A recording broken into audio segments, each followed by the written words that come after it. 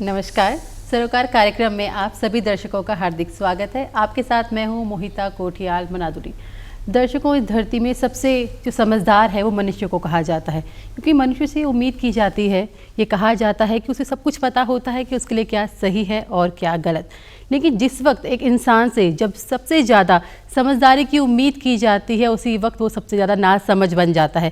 क्योंकि अक्सर जो इंसान होता है वो परिस्थिति में खुद को ढालना नहीं चाहता, बल्कि परिस्थिति को बदलना चाहता है। जब बहुत ज़्यादा गर्मी होती है तो वो कहता है भाई ठंड हो जाए, और जब ठंड हो जाती है तो हम धूप का इंतज़ार करते हैं, और जब धूप निकलती है तो हम बादलों की तरफ देखते हैं कि भाई आप बरस जाओ, और बारिश का इंतज़ार करते हैं।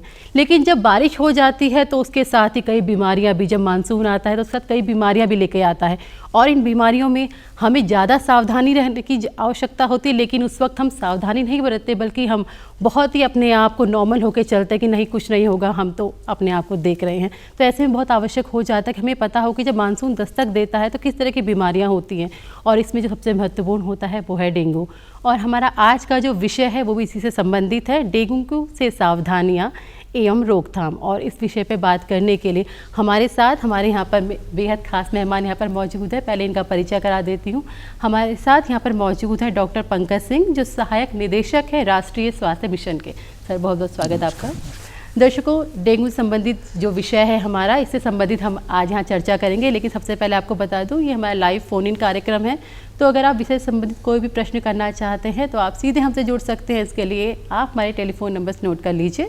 हमारे नंबर्स हैं 7579428028, और हमारा दूसरा नंबर है 7579428047। तो दर्शकों, उम्मीद करती हूँ आपने हमारे दो नंबर्स नोट कर लिए होंगे। अगर आप हमें यूट्यूब के माध्यम से लाइव देख रहे हैं तो आप हमें कमेंट सेक्शन में कमेंट कर सकते हैं। आपके प्रश्न को यहाँ पर जरूर शामिल किया जाएगा और उसका उत्तर भी यहाँ पर दिया जाएगा।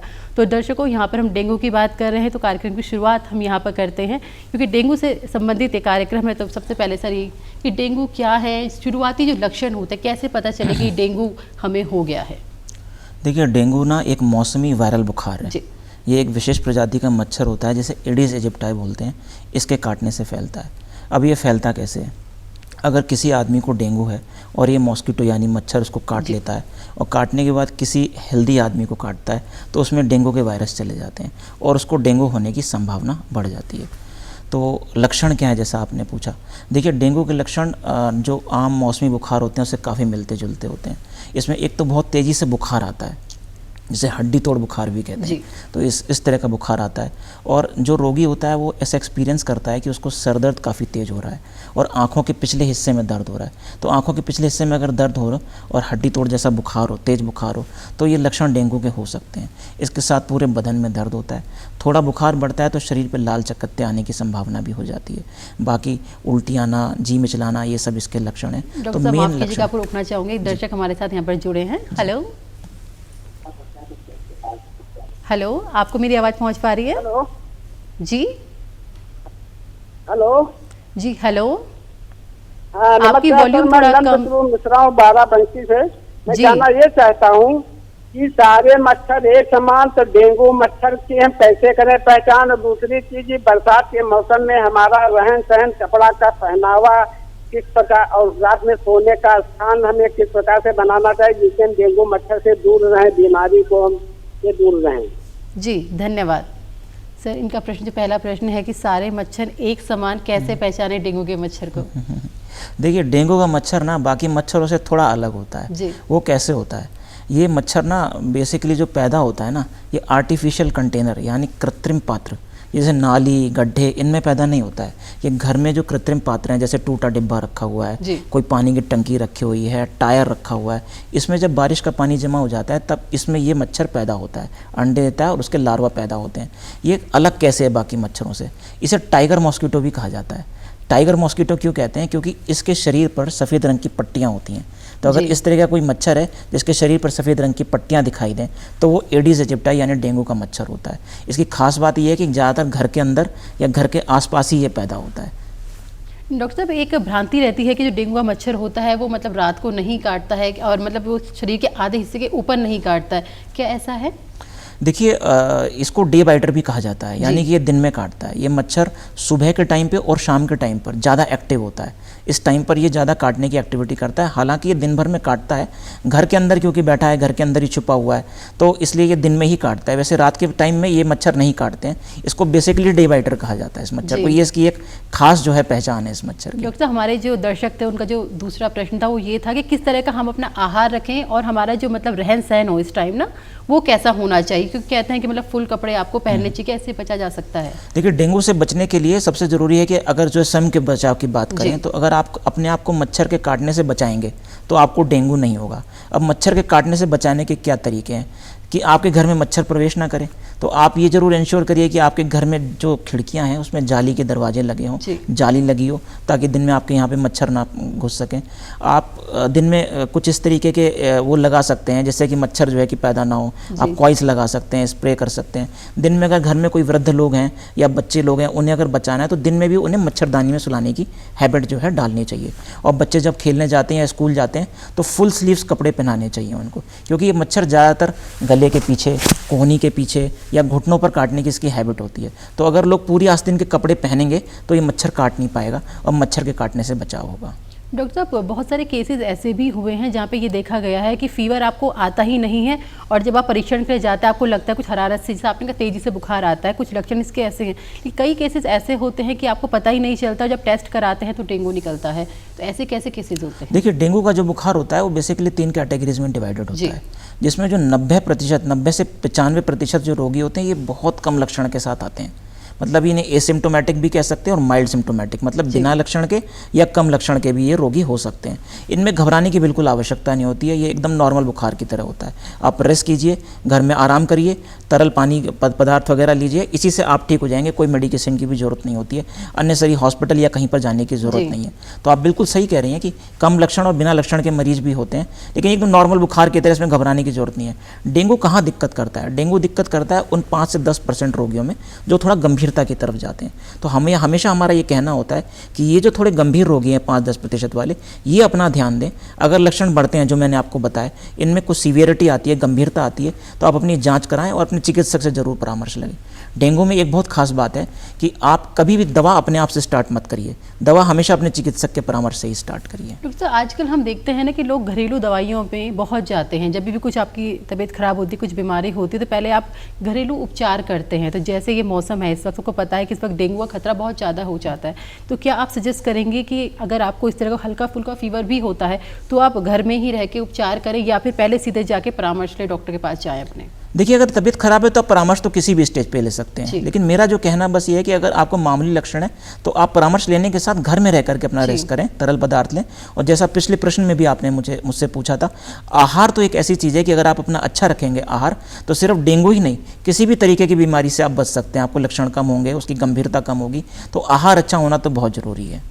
डॉक्टर साहब, आजकल जैसे तरह तरह की बीमारियां रहती हैं, बच्चों को होती हैं, बुजुर्गों को होती हैं, महिलाओं को होती हैं, तो क्या जो अलग अलग स्टेज में जो बीमारियां होती हैं, क्या अगर इसमें किसी को डेंगू हो जाता है तो कोई ज़्यादा परेशानी किस तरह की बीमारियों में ज़्यादा रहती हैं? किस तरह के मरीज हैं उनको ज़्यादा ध्यान देना चाहिए? जी, डेंगू में जो लोग थोड़ा कोमॉर्बिड होते हैं, कोमॉर्बिड क्या होता है? कोमॉर्बिड मतलब कोई और बीमारी है, जैसे ऐसी बीमारी जिसमें आपकी इम्यूनिटी कम हो। तो इम्यूनिटी किस चीज़ में कम हो सकती है? उस तरह की बीमारी में अगर डेंगू होता है तो गंभीरता की तरफ जाने की थोड़ी सी संभावना बढ़ जाती है। तो ऐसे लोग जिन्हें सीवियर मधुमेह है, मतलब काफ़ी गंभीर डायबिटीज़ है, हाइपरटेंशन है, उनको कोई हार्ट की बीमारी है, कोई स्टीरॉयड की थेरेपी चल रही है या कैंसर का कोई ट्रीटमेंट चल रहा है, तो इस तरीके के लोगों को विशेष सावधानी बरतनी चाहिए। अगर उन्हें डेंगू के लक्षण होते हैं, भले मध्यम भी हों या हल्के भी हों, तो उन्हें तुरंत चिकित्सक के परामर्श लेना है, किसी भी तरीके की देरी नहीं करनी है। डॉक्टर, जैसे अक्सर ये देखा जाता है कि जब कोई लेडी प्रेग्नेंट होती है तो उसमें अगर बाहरी तौर पे से कोई भी बीमारी होती है, उसका असर जो होता है बच्चे में भी पड़ता है।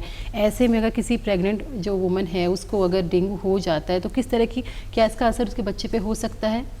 देखिए, इस तरीके का वैज्ञानिक रूप से तो कुछ कहीं पर सिद्ध नहीं है, लेकिन हाँ, नुकसान तो देखिए होता है। तो जैसा मैंने आपको कहा कि मतलब इस तरह की अगर आपकी कंडीशन है, प्रेगनेंसी कंडीशन है, तो उसमें भी विशेष सावधानी बरतनी है।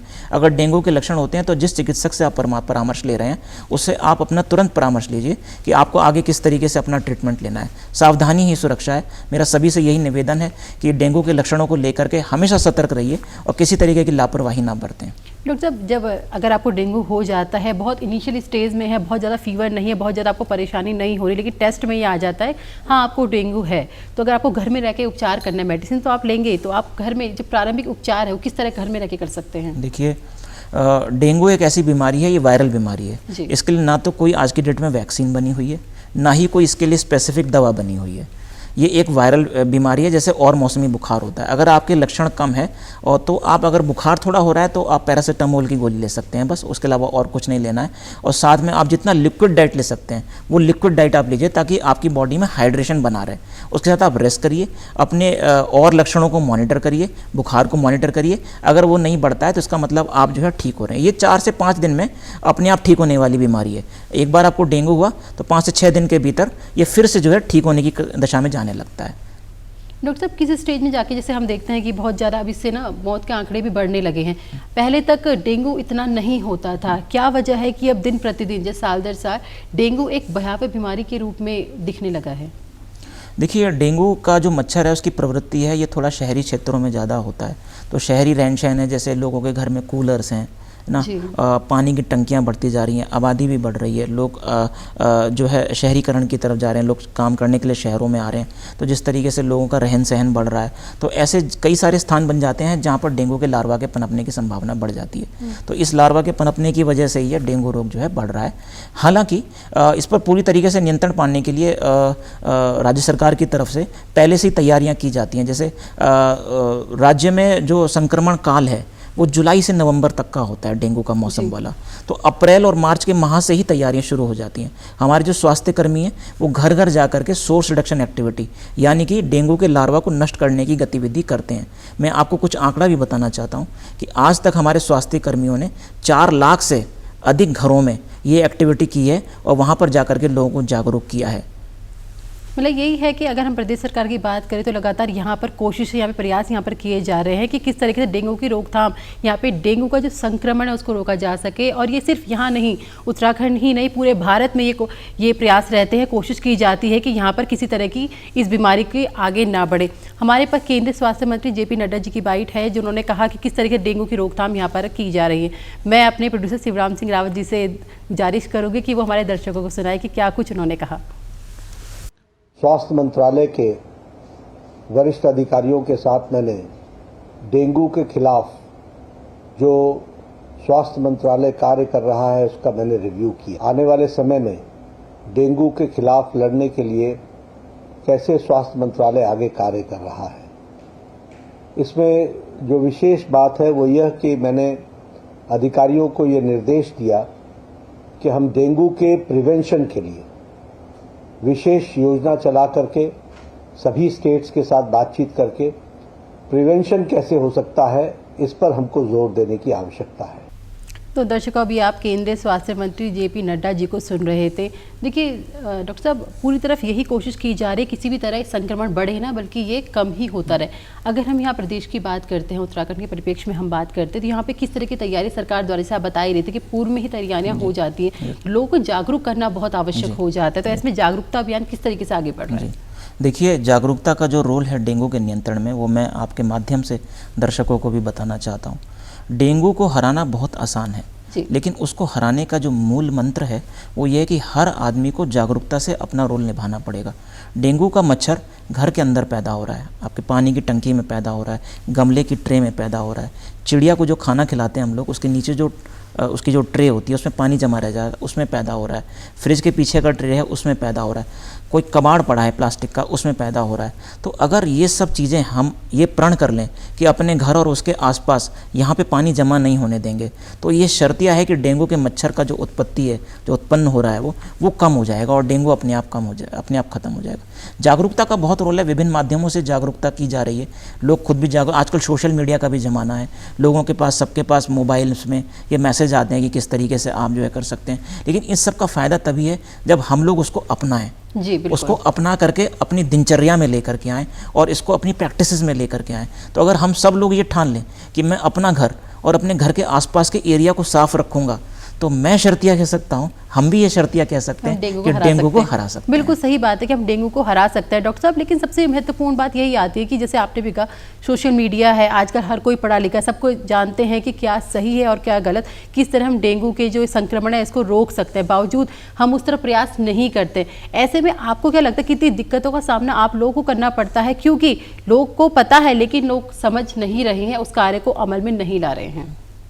तो जहाँ तक आपने हमारे कार्यवाही की बात करी, तो मैंने आपको पहले भी बताया था कि हम लोग एक पूरी कार्य योजना के साथ कार्य करते हैं। हम लोगों को पता है कि ये सीज़न है, इस सीज़न में डेंगू आएगा, तो उसे 3-4 माह पहले से ही हम लोग अपने हेल्थ वर्कर्स को एजुकेट कर देते हैं, ट्रेन करते हैं, और वो लोग घर घर जाते हैं, लोगों को अवेयर करते हैं और उनको जानकारी देते हैं। जैसे मैंने आपको बताया कि 4 लाख से ज़्यादा घरों को अभी तक कवर किया जा चुका है, लेकिन ये घर तो अपने आप ही बहुत ज़्यादा बढ़ जाएंगे जब लोग खुद भी इसमें शामिल हो जाएंगे, इस जन आंदोलन में शामिल हो जाएंगे डेंगू को हराने के।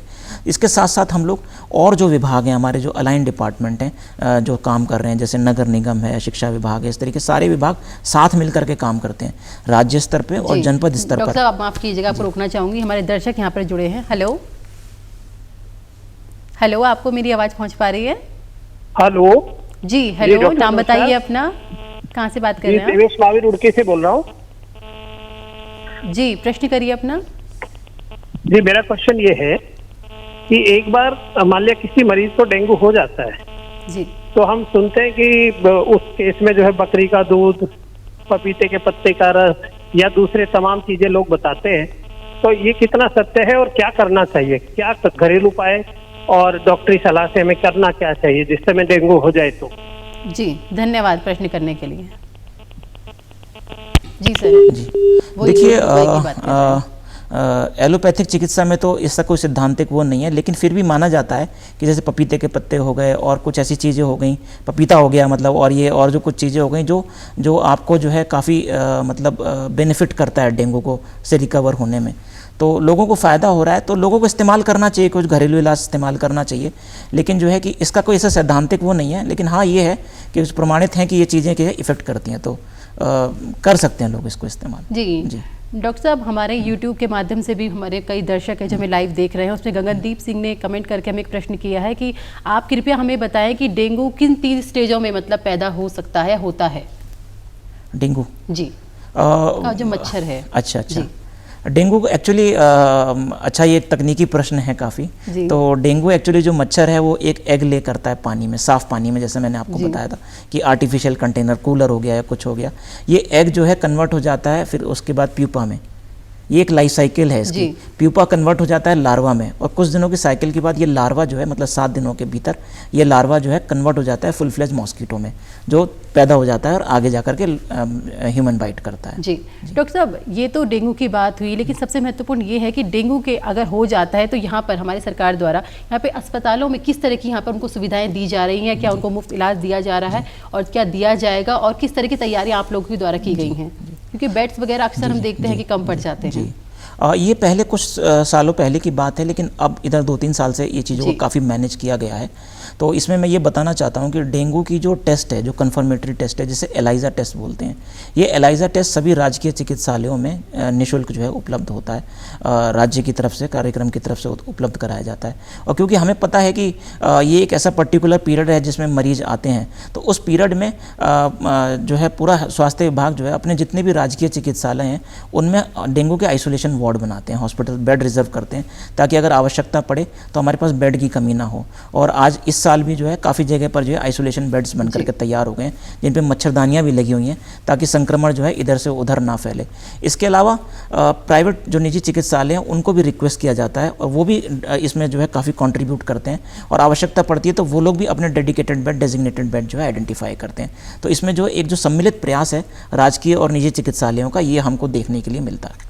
डॉक्टर साहब, सबसे महत्वपूर्ण यहाँ पर ये हो जाता है कि जब भी ऐसी कोई डिजीज़ चलती है या बीमारी का टाइम आता है तो उस वक्त के तो मरीज एक साथ बहुत सारे आ जाते हैं, हर कोई सरकारी अस्पताल तक नहीं पहुँचता, फिर उनको ये रहता है कि चलिए हम प्राइवेट में, क्योंकि जब आपको जल्दी करना होता है प्राइवेट टेस्ट में ही जाते हैं वो लोग। जब वहाँ पर टेस्ट होता है तो उसकी फ़ीस बहुत ज़्यादा होती है, तो हर बार ये कहा जाता है सरकार की तरफ से कि नियंत्रित करने का, कि एक फिक्स जो रेट होगा वो रखा जाएगा। क्या इस बार भी ऐसा किया गया है और ये देखा जा रहा है कि कहीं अगर ओवर रेट चल रहा हो तो उनका कुछ? देखिए, पहले तो मैं आपको बताऊं कि जितने भी राजकीय चिकित्सालय हैं वहाँ पे जो एलाइजा टेस्ट है वो फ्री ऑफ कॉस्ट है, और उसमें कोई ऐसी दिक्कत नहीं आती है और ना ही कोई शॉर्टेज होती है। और सभी जनपदों ने भी अभी इस प्रक्रिया को अमल में लाए हुए हैं कि निजी चिकित्सालयों, निजी पैथोलॉजी के जो टेस्ट हैं उनके रेट को एक सीलिंग दिया गया, मतलब एक जो है फिक्सेशन किया गया है, ताकि जो है कोई उससे ज़्यादा पैसा ना ले सके। तो ये प्रक्रिया भी गतिमान है और ये प्रैक्टिस में लाई जा रही है। डॉक्टर साहब, जब भी डेंगू की बात सामने आती है सबसे पहले आते हैं कि मतलब यहाँ पर कि प्लाज्मा और खून की बात यहाँ पर होती है, तो अक्सर हम देखते हैं कि ब्लड डोनेशन की बात यहाँ पर होती है, कभी कभी कम भी पड़ जाता है, इधर उधर लोग भागते हैं पेशेंट्स के लिए। तो ऐसे में कैसी तैयारियाँ यहाँ पर है कि इस बार अगर ऐसा कुछ होता है तो लोगों को दिक्कत ना हो, इधर उधर ना भागने पर एक ही जगह से उनको मिल जाए? देखिए, डेंगू में एक तो प्लेटलेट्स की ज़रूरत पड़ती है, लेकिन मैं आपको ये बताऊं, जैसे मैंने आपको बताया था कि बहुत ही गंभीर रोगियों में प्लेटलेट की आवश्यकता पड़ती है। यदि शरीर में प्लेटलेट की काउंट 10,000 या 20,000 से कम हो जाती है तभी प्लेटलेट की आवश्यकता होती है। थोड़ा बहुत प्लेटलेट अगर कम हो रहा है तो इसमें घबराने की ज़रूरत नहीं है। आमतौर पर देखा जाता है कि थोड़ा भी प्लेटलेट डाउन होता है तो लोग घबरा जाते हैं और व्यवस्थाओं और उसमें लग जाते हैं करके। तो अगर आप बात करें तो 100 में से करीब 1 मरीज़ या 1 से कम मरीज़ ही ऐसा होता है जिसमें प्लेटलेट की आवश्यकता पड़ती है। तो प्लेटलेट की ऐसी कोई दिक्कत नहीं है। राज्य में ब्लड का जो प्लेटलेट की जो प्रोडक्शन की कैपेसिटी को काफ़ी बढ़ाया गया है, जंबो पैक्स और रैंडम डोनर प्लेटलेट्स को भी बढ़ाया गया है। तो प्लेटलेट्स की इतनी ज़्यादा अब शॉर्टेज नहीं पड़ती है। और मेरा मैसेज बस यही है कि अगर डेंगू होता है तो हर डेंगू को रोगी को प्लेटलेट की आवश्यकता नहीं है। मैंने जैसे आपको पहले भी बताया कि बहुत ही कम लोगों में गंभीरता की तरफ डेंगू जाता है और उनमें प्लेटलेट की आवश्यकता पड़ती है। डॉक्टर, जब भी हम किसी बीमारी की बात करते हैं तो हम उसके साथ आहार की बात करते हैं। मैंने पहले भी ये बात करी थी, तो यहाँ पर जो आहार है उसकी आवश्यकता, मतलब किस तरह का आहार, अगर ऐसी चीज़ हो जाती है तो हमें किस तरह के आहार को अपनी दिनचर्या में लाना चाहिए? देखिए, अगर इस तरह की कोई बीमारी होती है तो थोड़ा प्रोटीनिशियस फूड लेना चाहिए आपको। क्या कहते हैं, ज़्यादा तला भुना खाना नहीं लेना चाहिए, कुछ कैफीन युक्त पदार्थों को थोड़ा सा अवॉइड करना चाहिए, सादा खाना खाना चाहिए, सादा उबला हुआ खाना खाइए, प्रोटीन्स लीजिए आप। जी सर। डॉक्टर साहब, जैसे हम ये कह रहे हैं कि जब हम डेंगू की बात करते हैं तो कहीं ना जैसे मैंने जो पढ़ा या लोगों से सुना कि डेंगू जब होता है तो आंख में या लीवर में ज़्यादा इफेक्ट करता है, क्या इसमें कुछ सच्चाई है? नहीं, ऐसे कोई भी बात नहीं है। मैंने आपको बताया भ्रांतियाँ बहुत ज़्यादा हो जाती हैं। भ्रांतियाँ बहुत ज़्यादा हैं डेंगू को लेकर के, पर इस तरह का कुछ नहीं है। मैंने आपको पहले ही बता दिया कि बहुत ही कम लोगों में जो किसी और बीमारी से भी ग्रसित हैं, जैसे कैंसर या बहुत सीवियर डायबिटीज़ या पहले से कोई इलाज चल रहा है, कोई पहले से किडनी डिजीज़ है, कोई लीवर डिजीज़ है, उनमें थोड़ा गंभीरता में जाने की चांसेस रहती है। अदरवाइज ज़्यादातर रोगी जो है अपने आप ही 5 से 6 दिन में ठीक होने लगते हैं। डॉक्टर, बिल्कुल, जब हम जागरूकता की बात करते हैं तो हम किसी भी विषय में यही कहते हैं कि इंसान का जागरूक होना बहुत आवश्यक है। और जागरूकता की जब हम बात करते हैं तो हम युवाओं की बात करते हैं, क्योंकि आजकल का जो युवा है वो समझ पाता है कि आपको किस तरह से यहाँ पर कार्य करना है। तो आपको क्या लगता है कि इस जो स्कीम है यहाँ पर युवाओं को हम जोड़ सकते हैं या जोड़ा जा रहा है? सरकार कोई ऐसी स्कीम ला रही है या सरकार ऐसा प्रयास करे कि नुक्कड़ नाटक के माध्यम से या किसी अन्य माध्यमों से यहाँ पर युवाओं को जोड़ा जाए ताकि वो प्रचारित करें इसको? जी, इस कार्यक्रम में नुक्कड़ नाटकों का बड़ा सहयोग लिया जाता है। गली गली में नुक्कड़ नाटक किए जाते हैं और उनके थ्रू जो है इसको क्या कहते हैं कि काफ़ी ज़्यादा जागरूकता में लाया जाता है। हम लोग कोशिश करते हैं कि कॉलेज के जो स्टूडेंट्स हैं, मेडिकल कॉलेजेस के स्टूडेंट्स हैं, इनको भी एंगेज करें। उनके थ्रू भी हम काफ़ी जागरूकता करवाते हैं ताकि एक युवा दूसरे युवा को कनेक्ट कर सके। आपने बिल्कुल सही बोला, अगर सारा युवा हमारे साथ जुड़ेगा तो हम डेफिनेटली इस बीमारी को जो है कंट्रोल करने में सक्सेसफुल होंगे। डॉक्टर साहब, तो ये जैसे आप कह रहे हैं कि किया जा रहा है, तो अभी तक की जो रिसर्च है या अभी तक जितना काम आपके द्वारा किया गया है, विभाग द्वारा किया गया है, क्या आपको लग रहा है कि जो युवा है वो जुड़ रहा है आपके साथ? बिल्कुल, हमारे साथ युवा जुड़ रहा है। इसकी पिक्चर्स, इसकी काफ़ी चीज़ें हम लोग को अवेलेबल होती है। हमने काफ़ी सोशल मीडिया प्लेटफॉर्म पर भी इस चीज़ को मॉनिटर कर रहे हैं, काफ़ी लोग हमें फॉलो भी कर रहे हैं, उसमें ज़्यादातर युवा भी हैं। तो इन सब चीज़ों को देख करके लगता है कि युवा अपने आप ही हमारे साथ जुड़ रहा है इस कार्यक्रम में। बिल्कुल, युवा जुड़ रहा है और बहुत आवश्यक भी है। अगर युवा जुड़ेगा तभी हम कह सकते हैं, क्योंकि ये युवा है, ये कल का भविष्य है। अगर ये किसी भी कार्य में जुड़ते हैं, ये अपनी बात अगर समाज के सामने रखते हैं तो समाज सुनता भी है। लेकिन सबसे मुख्य बात ये हो जाती है कि आजकल की भागदौड़ भरी जिंदगी में आपके पास वक्त ही नहीं है। आप वही वाली बात है कि आप अपने पे ध्यान ही नहीं दे पाते। ऐसे में जानते तो सब कुछ है, लेकिन वो अवेयरनेस, जो जागरूकता है, वो अंतिम व्यक्ति तक पहुंच नहीं पाती है। तो अगर हम गांव की बात करें जहां पे सोशल मीडिया नहीं है, क्या वहां पर आपको दिक्कतों का सामना करना पड़ता है? देखिए, पहले जैसे मैंने बताया कि डेंगू थोड़ा सा शहरी क्षेत्र की बीमारी है, लेकिन अगर आप आज की डेट में देखें तो सोशल मीडिया और ये ग्रामीण क्षेत्र में भी पहुंच चुके हैं। वही वाली बात है। और जैसे अब हम कह रहे हैं कि पहले की तरह गांव में अब वो कच्चे मकान नहीं है, आप वो नहीं कह सकते कि वहाँ पानी नहीं जमा होता है, क्योंकि अब घरों तक पानी पहुंच रहा है। बिल्कुल, जो गाँव की लाइफ स्टाइल है कहीं ना कहीं शहरों से मिलती जुलती ही हो गई है। इसके साथ साथ हमारी जो आशा वर्कर्स हैं, जो स्वास्थ्य विभाग की आशा वर्कर है, वो गाँव में हैं, तो वो लोग भी काफ़ी जागरूक करती हैं घर घर जा करके।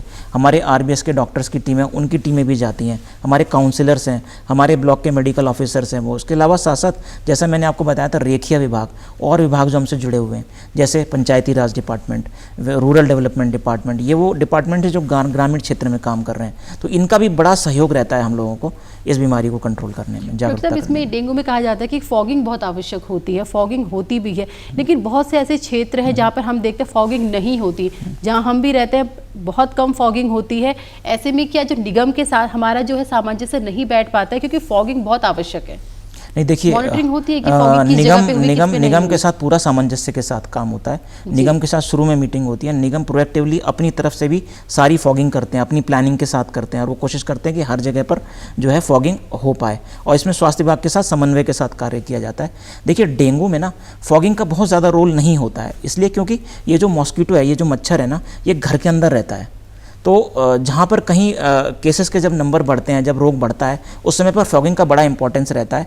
बट बेसिकली रूटीनली फॉगिंग का बहुत इंपॉर्टेंस नहीं है, लेकिन फिर भी फॉगिंग करने से और जो कीट हैं, और जो मच्छर हैं, और जो बीमारियां उसको फैलाने वाले लोगों पर, चीज़ों पर फ़र्क पड़ता है। लेकिन डॉक्टर साहब इसमें फोर्स तो किया जाता है ना कि फॉगिंग यहाँ पर की जाए, पर बहुत से क्षेत्र ऐसे होते हैं फॉगिंग नहीं हो पाती, तो क्या मॉनिटरिंग की जाती है आप लोग के माध्यम से किस किस क्षेत्र में यहाँ पर फॉगिंग हुई और कहाँ नहीं? क्या ऐसा जी, कुछ इसकी है? पूरी मॉनिटरिंग निगम की तरफ से की जाती है। उनको लोग शायद फ़ोन कॉल्स भी अटेंड करते हैं, और कहीं से अगर कोई शिकायत होती है वहाँ पर जाकर फॉगिंग भी करते हैं।